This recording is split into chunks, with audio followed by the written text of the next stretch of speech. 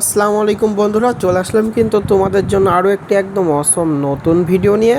So আজকে আমি দেখাবো তোমরা কিভাবে একটা সামান্য স্ক্রিনশট দিয়ে তোমাদের হাতে থাকা মোবাইল দিয়ে দুর্দান্ত এডিট করতে পারো।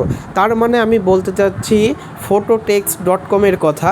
এখানে যদি আমরা গুগলে সার্চ করে দিই phototext.com লিখে, তাহলে তোমাদের এরকম একটা ব্রাউজার চলে আসবে।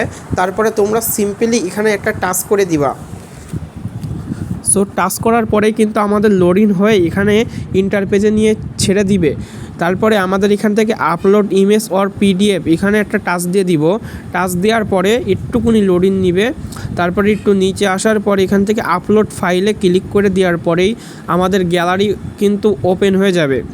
ওপেন হওয়ার পর থেকে কিন্তু আমরা ফটো অ্যান্ড ভিডিওর এখানে ক্লিক করে আমাদের গ্যালারি থেকে একটা পিকচার নিয়ে নিব। ধরো আমরা এই পিকচারটা নিয়ে নিলাম, এবার আমরা জাস্ট এটা এডিট করব। সো এখানে কিন্তু আমরা মেসেঞ্জার বলো, ফেসবুক বলো, অথবা কোনো সোশ্যাল মিডিয়ার তোমরা যে টেক্সটটা করছো ওই টেক্সটটাই কিন্তু তোমরা এখান থেকে এডিট করে নতুনভাবে কিন্তু সব কিছু চেঞ্জ করে দিতে পারবা। অর্থাৎ আমি বুঝিয়ে দিচ্ছি একটু।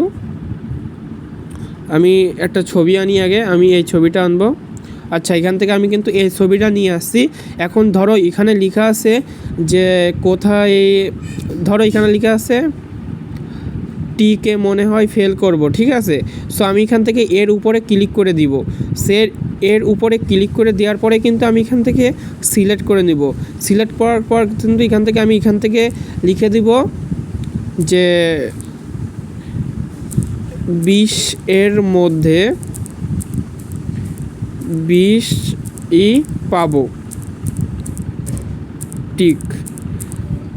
আমি একটু দেখাই দিই, আমাদের কিন্তু আগে এখানে ছিল যে টিকে ফিল করব, কিন্তু আমাদের এখান থেকে 20-এর মধ্যে 20ই পাবো এখানে টিক, এটা লেখার পরে কিন্তু আমাদের এই টেক্সটে এটা চলে আসছে। সো এইভাবে কিন্তু তোমরা সুন্দরভাবে এডিট করতে পারো মাত্র তোমাদের হাতে থাকা স্মার্ট মোবাইলটি দিয়ে। সো আশা করি ভিডিওটি বুঝছো। আর যারা ভিডিওটি বোঝনি অবশ্যই কমেন্টে জানাবা কী বিষয়ে তোমাদের প্রবলেম আছে। আর এরকম ভিডিও পেতে অবশ্যই চ্যানেলটি সাবস্ক্রাইব করে দেবা। ভিডিওটি ভালো লাগলে ভিডিওতে একটি লাইক দিয়ে দিবা। আল্লাহ হাফেজ।